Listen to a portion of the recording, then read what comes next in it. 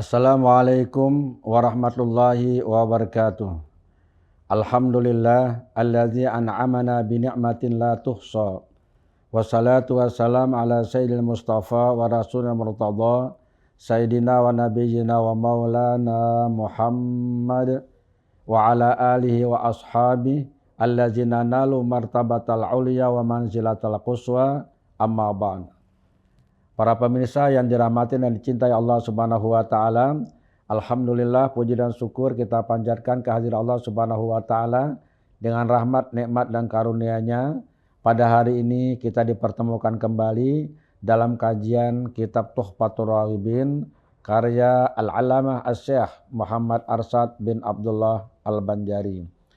Para pemirsa yang dirahmati Allah Subhanahu wa taala, sebelum kita mulai kajian kita pada hari ini, seperti biasa, mari terlebih dahulu kita membacakan Ummul Quran. Ila hadratin Nabi Muhammadin sallallahu alaihi wasallam wa ila alihi wa azwajihi wa dzurriyyatihi wa ahli baitihi wa ansarihi wa atba'ihi wa ila jami' auliya ilahi wa salihin wa sawadal muttaqin, khususan ila hadrati sahibi hadzal kitab Asy-Syaikh Muhammad Arsyad bin Abdullah Al-Banjari wa ila hadratin Nabi Muhammadin sallallahu alaihi wasallam. Al-Fatihah. A'udzu billahi minasy syaithanir rajim. Bismillahirrahmanirrahim. Alhamdulillahirabbil alamin arrahmanir rahim maliki yaumiddin. Iyyaka na'budu wa iyyaka nasta'in. Ihdinas shiratal mustaqim.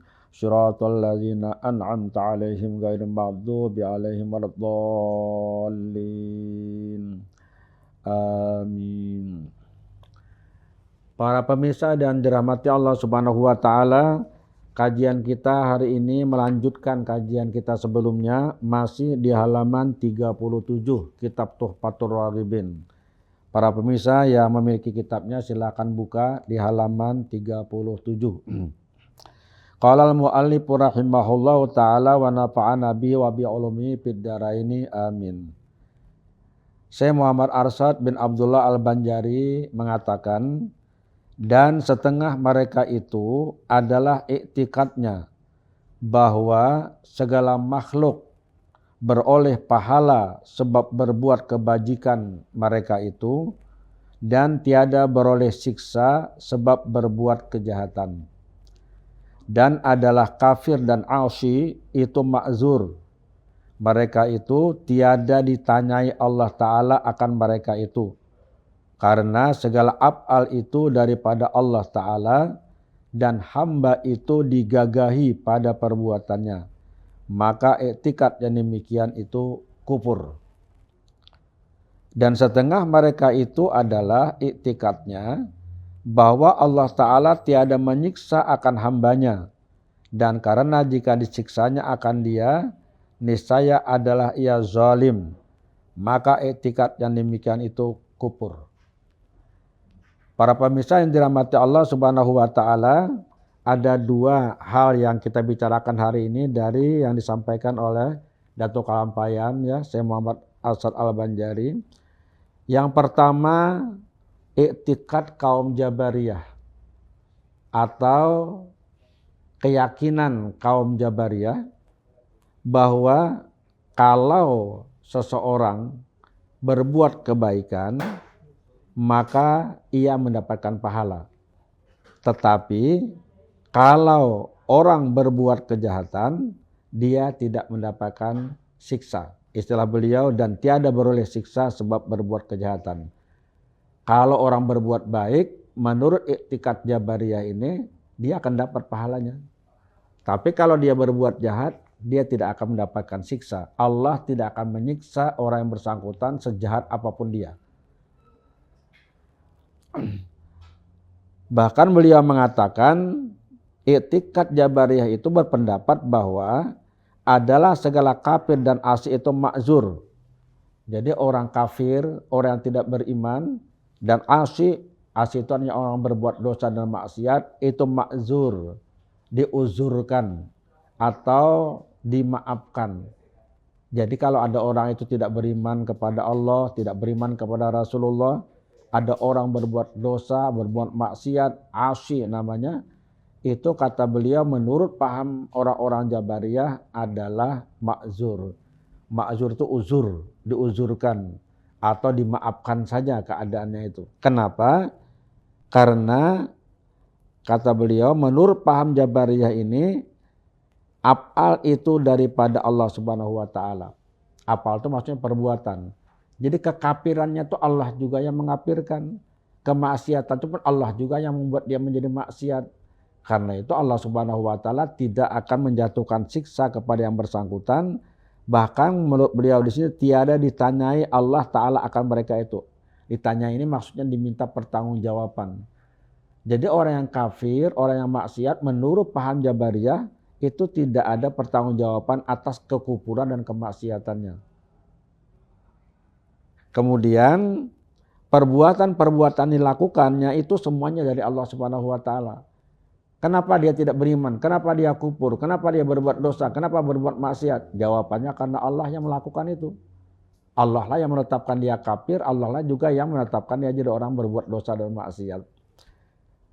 Dan hamba itu digagahi pada perbuatannya. Maksud digagahi di sini artinya manusia itu terpaksa melakukan karena ketidakberdayaan. Manusia tidak punya kekuatan apapun, semua digerakkan oleh Allah Subhanahu wa taala. Kalau dia kafir, memang Allah yang membuat dia kafir. Kalau dia durhaka, memang Allah bikin dia durhaka. Itu namanya digagahi. Istilah beliau digagahi itu ikrah ya. Ikrah digagahi itu artinya terpaksa berbuat sesuatu. Jadi begini, kalau dulu kan Jabar itu berpendapat bahwa manusia itu bagaikan kiambang atau bagaikan kapas gitu aja, yang ditiup angin ke kiri atau kanan, atau bagaikan wayang, terserah kepada dalang mau diapain itu wayang, dalanglah yang menentukannya. Begitu juga dalam paham Jabariyah, manusia itu bagaikan wayang itu. Allah lah dalangnya. Mau dia mati, mau dia hidup, mau dia hebat, mau tidak, tergantung kepada dalang. Jadi semuanya manusia itu tidak punya daya apa-apa. Istilah beliau digagahi perbuatannya. Nah, itikat semacam ini kata beliau adalah itikat yang kufur. Kenapa disebut dengan kufur? Karena ini bertentangan dengan Al-Quran, bertentangan dengan hadis Nabi SAW. Dari sekian banyak ayat Al-Quran, dari sekian banyak hadis-hadis Nabi dijelaskan dan ditegaskan dengan sangat jelas dan sangat tegas bahwa perbuatan baik itu mendapatkan pahala, perbuatan buruk itu akan diganjar dengan dosa dan siksa. Itu hukum dari Allah Subhanahu wa taala, ada hukum Tuhan. Allah turunkan hukumnya di muka bumi ini. Dengan Al-Qur'anul Karim, dengan Nabi, bahkan sebelum Nabi Muhammad ada sekian banyak Nabi yang diutus Allah Subhanahu wa taala. Hukum-hukum Tuhan itu wajib ditaati. Kalau larangan Tuhan wajib dijauhi. Bagaimana kalau ada orang yang tidak melaksanakan perintah Allah Subhanahu wa taala, padahal itu suatu hukum? Jawabannya ada sanksinya. Bagaimana kalau larangan Allah dilanggar? Jawabannya ada sanksinya. Allah tidak hanya memberikan pahala kepada orang yang berbuat baik, tapi Allah juga akan memperhitungkan dan akan menghukum orang yang berbuat dosa dan maksiat. Sedangkan orang Jabariyah mengatakan tidak. Kalau orang berbuat baik dapat pahala, tapi kalau dia berbuat jahat, berbuat dosa, bahkan kufur, dia tidak akan disiksa dan bahkan tidak diminta pertanggungjawaban. Paham ini adalah paham yang tidak sesuai dengan Ahlus Sunnah wal Jamaah. Kalau istilah Syekh Asad Al-Banjari dalam kitab ini adalah i'tikad yang kufur.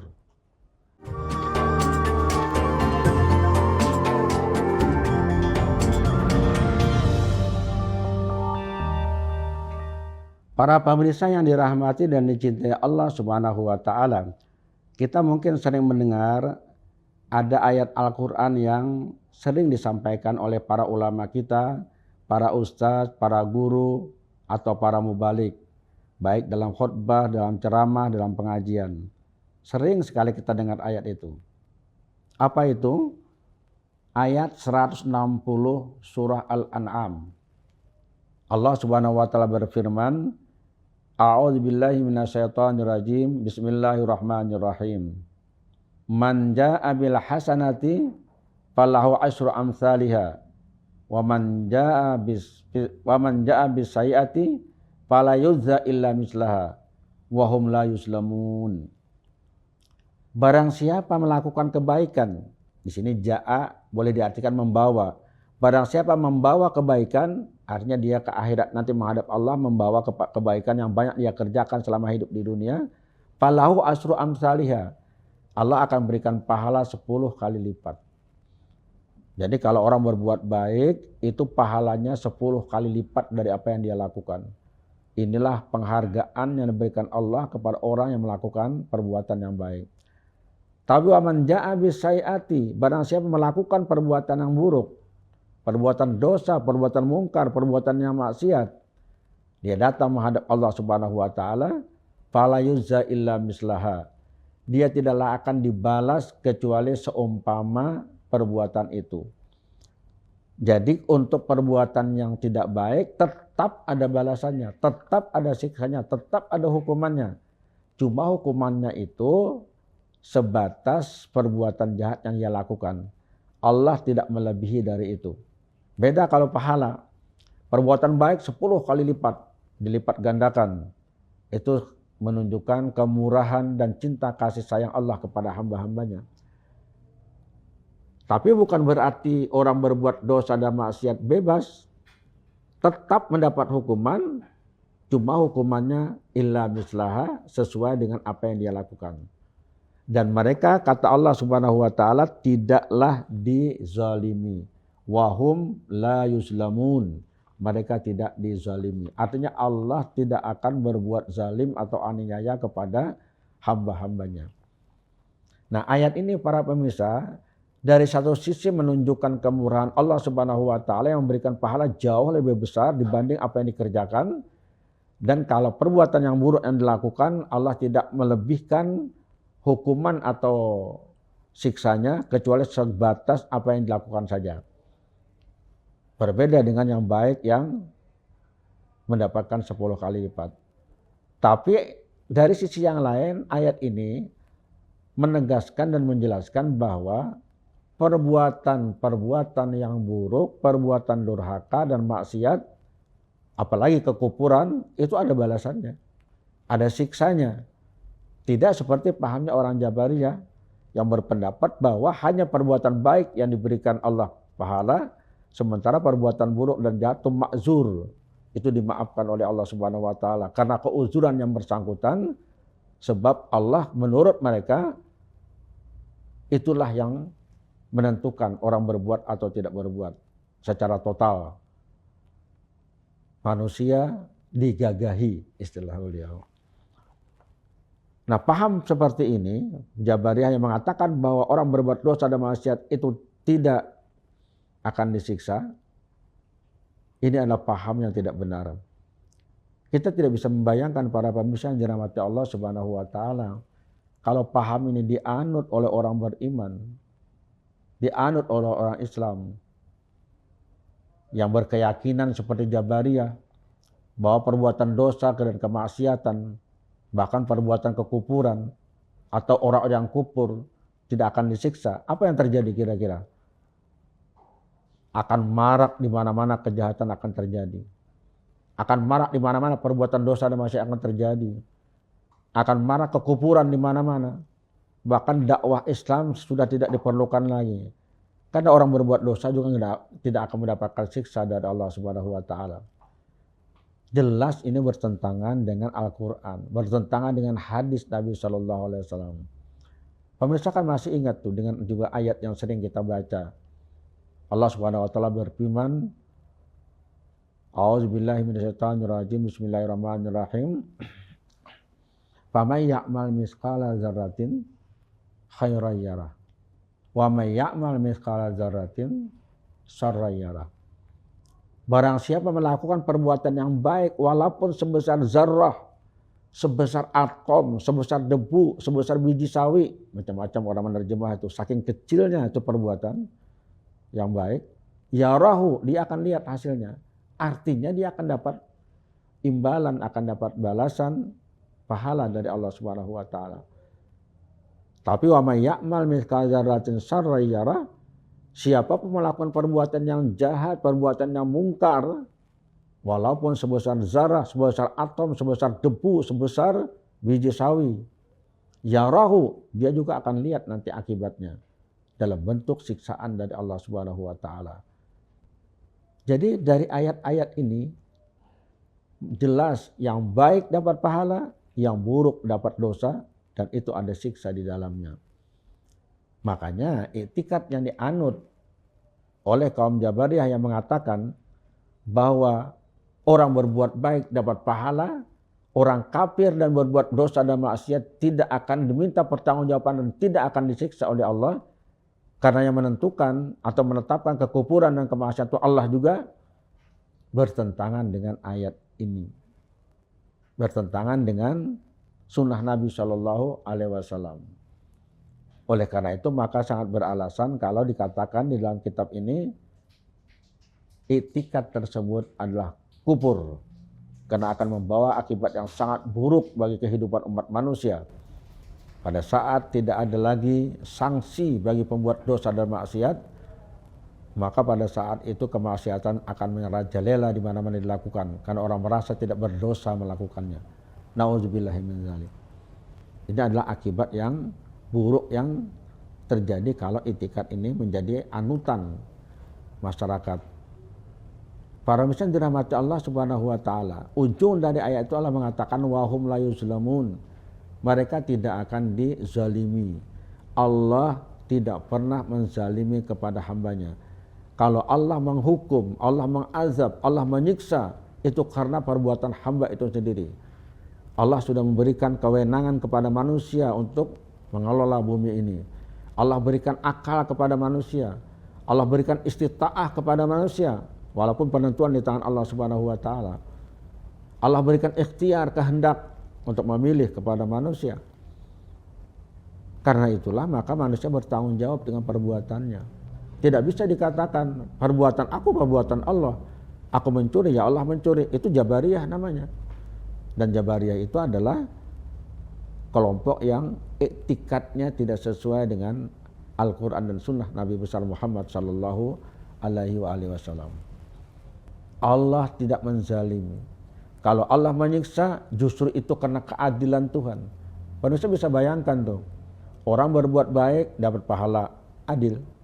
Orang berbuat jahat dapat dosa dan disiksa, adil. Jadi sebenarnya Allah tidak pernah berbuat zalim kepada manusia. Bahkan dalam sebuah diskusi Allah menegaskan, inni haramtu zulma ala nafsi wa ja'altuhu muharaman bainakum. Aku mengharamkan diriku melakukan kezaliman dan aku jadikan kezaliman itu haram dilakukan di antara kamu. Allah tidak pernah menzalim hambanya. Kita diajarkan tidak boleh menzalim antar sesama kita.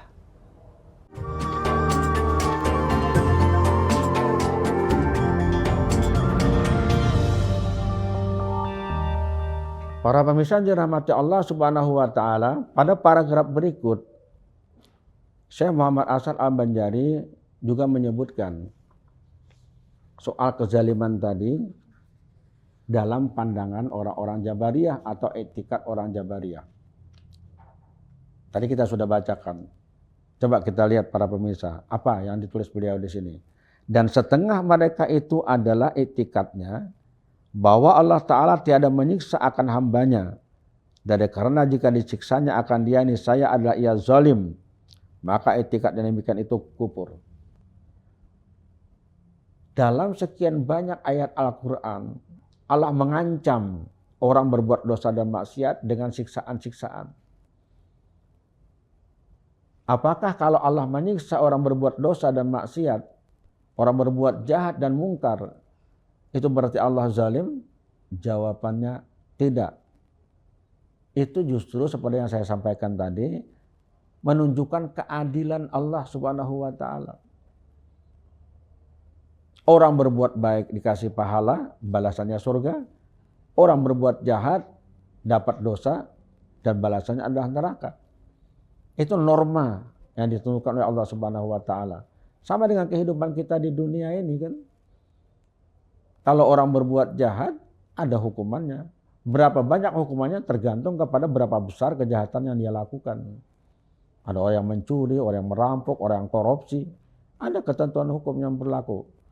Apakah ketika hakim memutus bahwa yang bersangkutan dihukum sekian tahun karena melakukan korupsi, itu dikatakan zalim? Jawabannya tidak. Bahkan yang tidak menghukum itu yang zalim. Orang nyata-nyata bersalah dan terbukti kesalahannya, fakta-fakta persidangan menunjukkan bahwa yang bersangkutan memang sudah melakukan kejahatan yang diancam dengan hukuman tertentu berdasarkan misalnya undang-undang yang berlaku, apakah dia KUHP atau undang-undang lain yang terkait dengan perbuatan itu. Terbukti sudah, dinyatakan bebas. Justru ini yang tidak adil.